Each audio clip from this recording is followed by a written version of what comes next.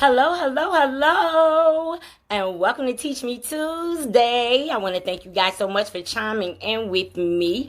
Hello, I got a first shout out, Kat the Course Builder. I want to say thank you so much for this amazing opportunity to come through and chat with the community this Teach Me Tuesday. So, if this is your first time tuning in with me on Teach Me Tuesday, my name is Takia Diamond. I am a personal development author, speaker, coach, and trainer. I also assist with spiritual development as well as financial planning. Yes.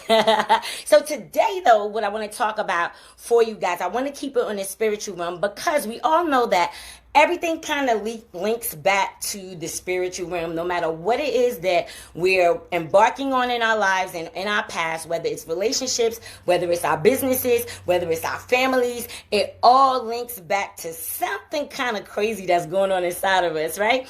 And so what I want to do is just take this time out to chat with you so that you can actually understand the difference between your ego and your soul so that you can have the wisdom that you need to notice when your internal system is trying to tell you something, right? Because a lot of times we don't like to listen to that voice. We feel like, oh my God, right? But the good thing about it is that that voice that's telling you something wrong is leading you in the right direction, and that voice that's telling you something right is also leading you in the right direction.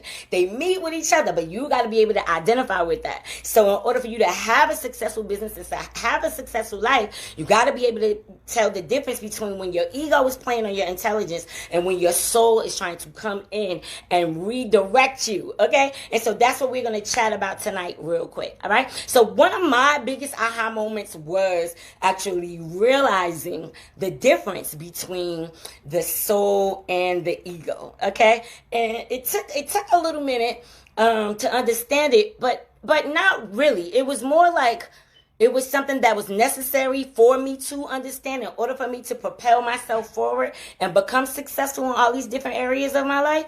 And so it was like I wanted to know, like, what is all of this about, right?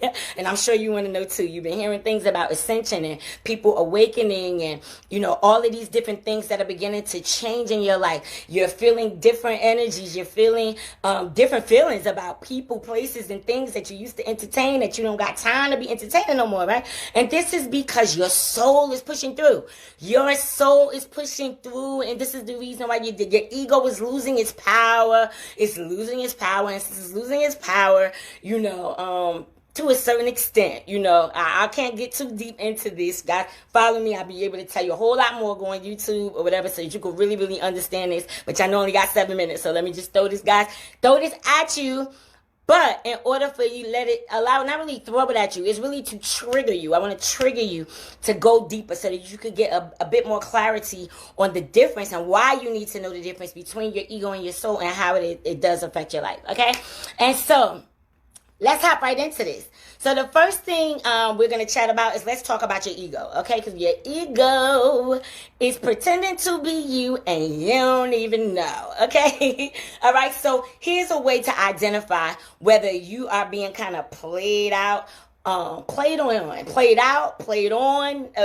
whatever the case might be by your ego. So one of the first things that you will notice, like when your ego is in control and when it's taking the steering wheel and you're on the back burner instead of having your soul be the driver of your life, is your ego is the image that you have of yourself, okay? So if you have this image of yourself that maybe I'm not that beautiful, or maybe I'm not that talented, or maybe I'm not that gifted, or I know what I know, but maybe I don't know enough, and all of that other cuckoo berry stuff that takes us out of alignment of who we really are, and actually kind of walks us out and talks us out of our dreams, of our destiny, and things like that. That's your ego, right? That's your ego.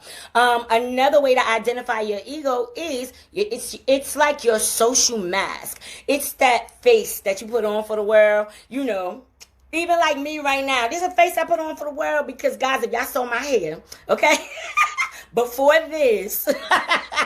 I'm just saying, right? But we know that would be because what? Ego feels like, oh, you know what? I can't present myself with my hair all crazy or whatever the case might be, but that's ego. However, of course, self-love, you do want to make sure that you look good, right? All right, cool. So we're going to get past that, all right? Another way that you identify your ego is your titles, the roles. Like, that's the ego, that I'm a doctor, I'm a lawyer, I'm a coach, I'm a nurse, I'm a sister, I'm a mother, that is titles and roles. Okay, so once the ego kind of like takes on this role and this title, it begins to act out that title and that role, and it starts to believe that it is that title and that role, and it tries to act out that title and that role. You understand? When it comes to your soul, we're going to get into it because I'm not going to tell you that right now because we're about to get into it. But, you know, when it comes to your soul, like none of the titles and all that stuff, it doesn't matter. And I'm going to share that with you as we go forth. Okay? So, another way, first of all, that's to show you what your ego is. All right. So the first thing was to show you your ego, that it's the image that you have of yourself. It's the social mask that you put on for the world. And it's also your titles that you have. So that's your ego. Okay. And so you can learn to spot your ego, right? When your ego is in charge, when it's running the show. That's what I want to show you tonight. So if you catch yourself in your mind, you run around these circles and circles with this same thought over and over and over and over. It's like a merry-go-round of this same thought, this same situation, this thing over and over. It could have been 5 years ago, but you just keep replaying, pushing, press and play, because you done recorded the story enough. You probably don't even gotta press play no more. It just plays on its own because you play it so much in your head, right? So that's a way for you to identify that is your ego, because the ego is gonna keep running the stories to keep you stuck. Okay, all right. So the next thing, how you can spot your ego and recognize when your ego is in charge is if you are consumed by your emotions. Okay, so especially if you feel hurt, especially if you're feeling depressed, you feel down, you feel disappointment, you feel angry, you know, all of these different things. If you're consumed by, now I'm not saying that you're not supposed to experience these emotions, because you are supposed to experience these emotions, because they're talking to you, they're teaching you something. There's something going on in your body, because there's something going on around you that's making you feel a certain kind of way, and it's all energy, you know what I mean? Which, like I said, guys, I can't go too deep on this, but you know, just to kind of give you guys like the basics, but you know, you are consumed by it. That's what I'm talking about, like really being consumed by your emotions and anger and sad, like you just mad all the time, or you always just judging people all the time, or you always just disappointed all the time. Like nobody could do anything good enough for you because it's like it's not good enough for whatever reason, which usually links back to childhood trauma and behaviors and things like that. Okay, all right. The next way that you can learn how to see when your ego is in charge, running the show, is your inner dialogue. Your inner dialogue is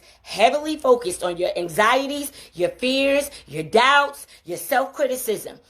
I can't do this. I don't have the money to do this. Maybe you don't. But maybe if you ask yourself, how can I, instead of saying I don't have, then the ideas and the things that you need to come to you to show you how to get that will show up for you. You know what I mean? See, that's why it's good to have a coach in your life that can show you this kind of stuff. You know what I mean?